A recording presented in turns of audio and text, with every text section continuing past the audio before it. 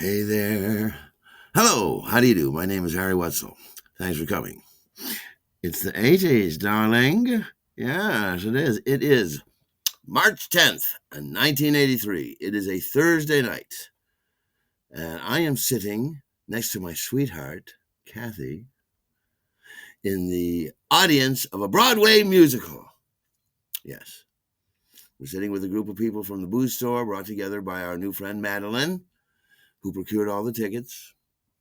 And we're sitting in a clump there in the Virginia Theater. And we are watching the Broadway musical On Your Toes by Rodgers and Hart, by Richard Rodgers and Lawrence Hart. Yes, two of Broadway's biggest. Yes. And, Rodgers and Hart, My Funny Valentine, and Where or When. I sang Rodgers and Hart back in community theater in 1977. Yes, I sang I Wish I Were in Love Again. Yes, the furtive sigh, the blackened eye. Yes. But we've heard of Rodgers and Hart, but I've never heard of this musical. It's a 1936 musical, and it is a revival here in 1983. Yes, it just opened last week. It's very exciting that Madeline got the tickets, and we did not know. We were just told, show up at the Virginia Theater on 52nd by Broadway. It's a Broadway theater just right there. At 7:45, and we'll get our tickets and we'll go in and be here on time. So it was when we showed up around the corner on 52nd Street and saw what the show was. On Your Toes. That was when we first found out. Oh, On Your Toes. Oh, by Rodgers and Hart. Oh. So anyhow, we got pretty good seats, and we're sitting in there together, and it's a fantastic musical. It's about jazz meets ballet, basically, right? A Russian ballerina comes to New York and winds up dancing jazz. And there's the plot. Hooray! It's quite lovely. And the woman playing the ballerina, Natalia Makarova, yes, we don't know who she is yet or anything like that, but it's Natalia Makarova, and she's fantastic in the role. But as I said, it's early in the run, so we don't know that later on, Natalia Makarova winds up winning, and Antoinette Perry winds up winning a Tony Award for her performance, Best Actress in a Musical, Natalia Makarova, in the 1983 revival of On Your Toes. Yes, so we were seeing a Tony Award-winning performance and didn't even know it yet. So that's fantastic. Right. So, I didn't know most of the songs. I don't know the entire American Songbook, so most of the songs I did not know. However, in Act 2, this musical On Your Toes is where we get the piece of music called Slaughter on 10th Avenue. Yes, it's a standalone piece of music. It's actually a ballet within the play, and I know it well. My mother played it on the piano and on the organ when I was growing up. Yes, so in Act 2, when this piece of music, amongst all these lovely songs that I don't know, but this piece of music that I know well comes in the room, it was like an old friend walked in. It was fantastic. I was already loving the show, and this just sealed it in. It's a fantastic piece of music. Slaughter on 10th Avenue, right? So the show was really, marvelous. We had a fantastic time. Everybody did. We're sitting around talking about it in intermission, how great the show is. And Madeline and Kathy and I are talking, and she says, "Look at how pretty the two of you are." She says, "Look at your faces. You're both so beautiful." Kathy and I are appropriately embarrassed by this. Yes. And she says, no. Look at your faces. You're so beautiful. Look at your complexion. The both of you, your skin, you're like porcelain. Oh, and she says, oh, and I never saw two people look so much alike. Are you sure you're not related? We're like, well, That would be weird, but no, we are not related. And she says, oh, you two are the cutest couple I never saw. I love her. I'll always remember that. And that was our friend Madeline who brought us all together to see On Your Toes at the Virginia Theater. Yeah. But it's a work night. You know, when we're all partying in front of the theaters, like, we'll see you tomorrow, bright and early. And Kathy and I are walking back to the subway station. She's like, I got to get home too, alone, she said. I got to get up real early and everything. And so we get on the subway. We're riding home. We're pushed right up next against each other. And we're talking about relationships. Yes. And she says, you know, I just never knew how to do it. I just never had the wherewithal to know how to do it. I've never had, you know, any success in doing it, meaning maintain a relationship. Right. And I'm saying basically the same thing right back to her. I'm saying I've never known how to do it. I don't know how to do it. And I've never had too much luck in doing it. And down inside, we're having this conversation. I keep on imagining that the unspoken part of the conversation is that she's not saying is that I'm terrible at this because it's so hard. But this one seems to be easy. This one, that's what I'm hoping and I'm feeling for me is the unspoken part. And I'm about to bring that up, and she says, "Oh, let's." You know, she says, you know what? She says, I love Jane Austen. So we're suddenly talking about literature. Well, you know, you're dating an English degree. You're going to talk about literature. And she's like, I love Pride and Prejudice. I've read it a few times. And I'm like, really? She says, yeah, I've never read any Jane Austen. She said, oh, you must. She's magnificent. I love Sense and Sensibility. I love her. She says, I love all the female authors. I love Jane Austen, of course, and Charlotte Bronte and Mary Wollstonecraft Shelley. And I'm like, oh, yes. Of course, I love Mary Wollstonecraft Shelley. Of course, I've read Frankenstein. I read Frankenstein twice. Right, the same copy. Hey, and I said, by the way, never loan anything out. I read the same copy. I got it when I was like 13, and then I read it again years later.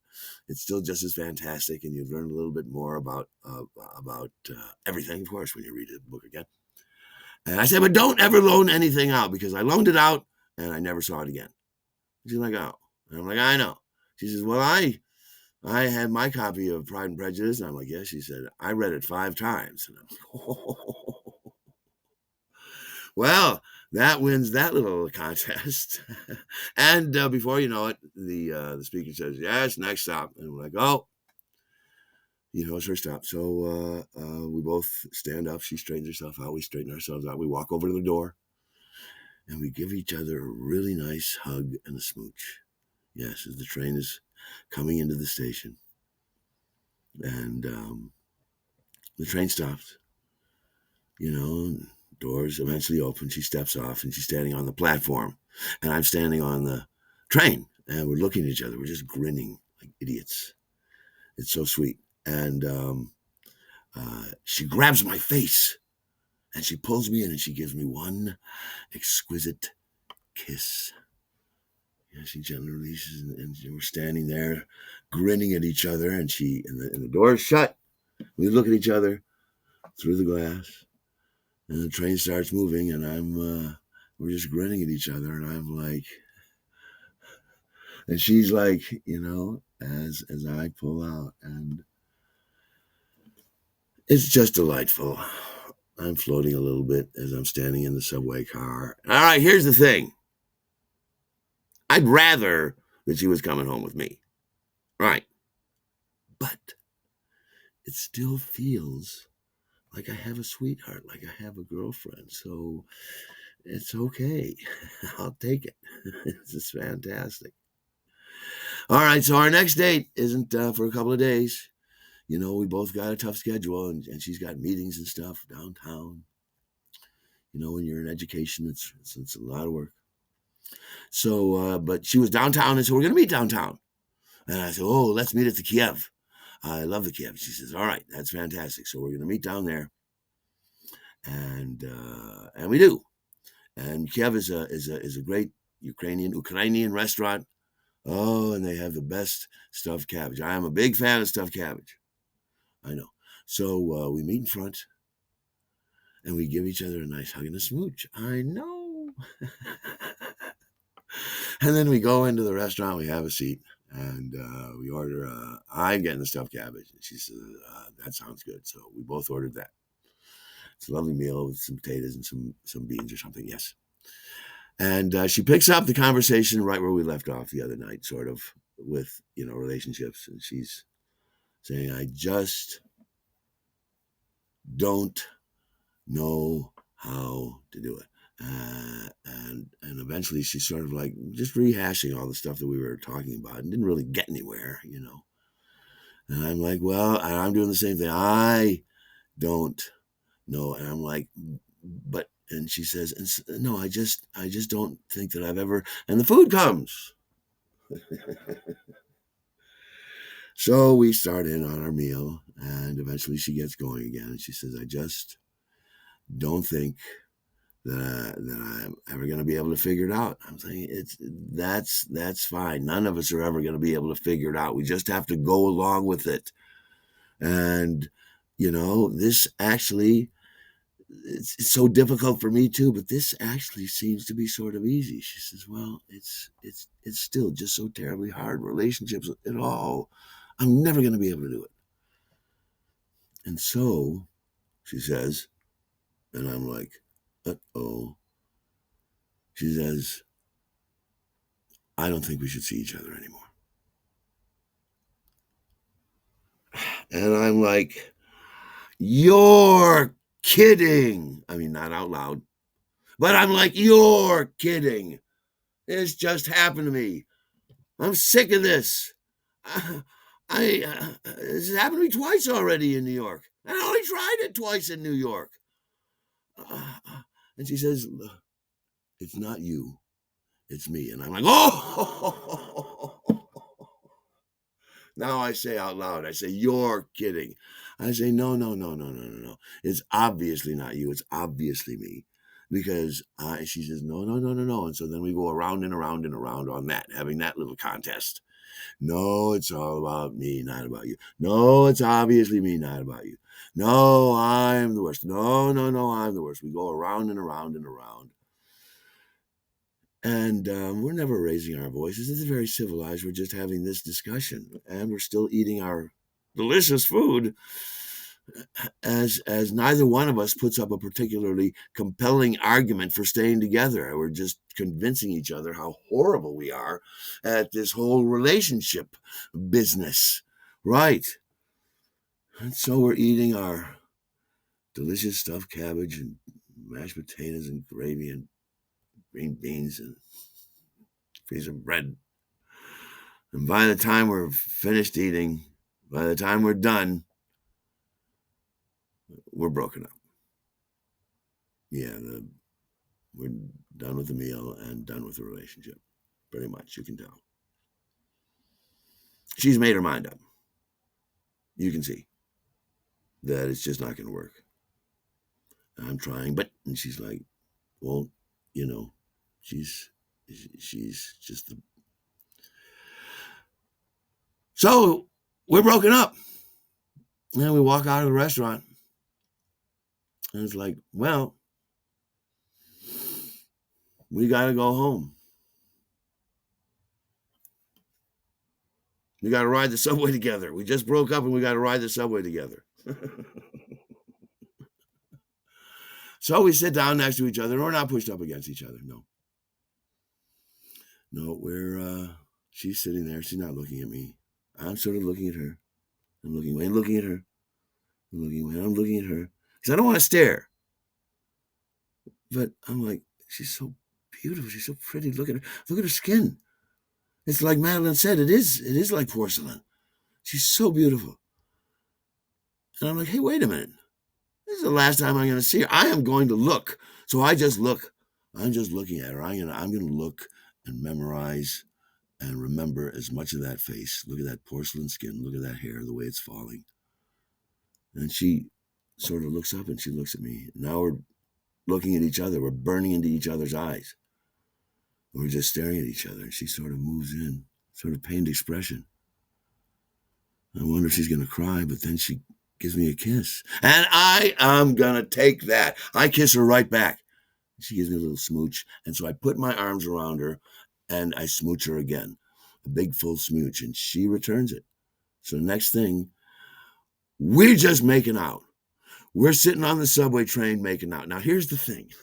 I was never big on public displays of affection. I have nothing against it, but, holding hands in public or a smooch or a couple of smooches or a big hug or something like that in public, absolutely fine. It's lovely, and I don't judge if I see a couple doing it.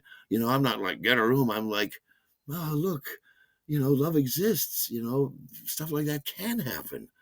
They're so desperate to smooch, they'll just do it right now. And that's what I think, but I'm still just don't have the nerve to do it myself, not in public. Unless this is the last time you're going to see this beauty with this porcelain skin. And so we're just making out until the speaker says, here's next stop, the end of this particular round of happiness. So she stands up right away. So we straighten and we go over to the door and we look at each other. And she gives me a big hug. She gives me a bear hug. She does. She gives me this big hug. We're not smooching. She just gives me this hug.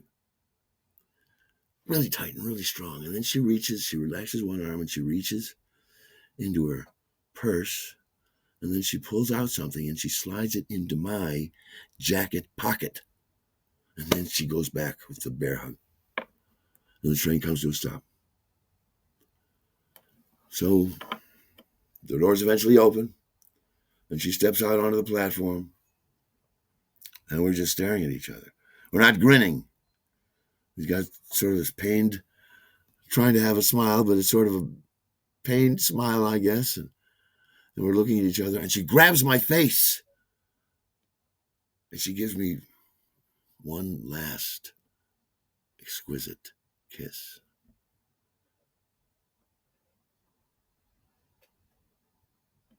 And the doors close, and we look at each other through the window.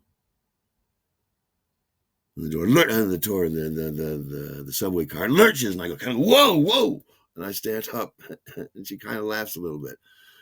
So now the smile is genuine, at least that, right?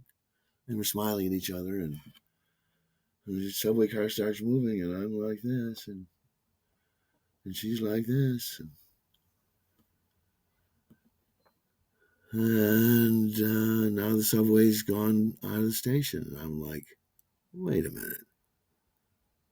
Did she just make me fall in love with her? What was it?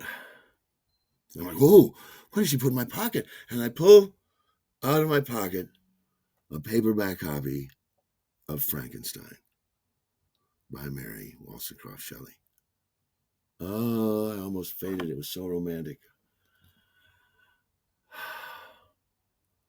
So I went over, I sat down, and I started leafing, and I go, oh, and I look, and there's an inscription. And it says, Harry, maybe someday we'll both know.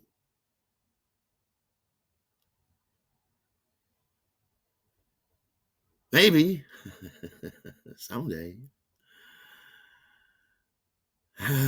So, welcome to your first heartache in New York. I hope this doesn't send me into a deep depression. I do.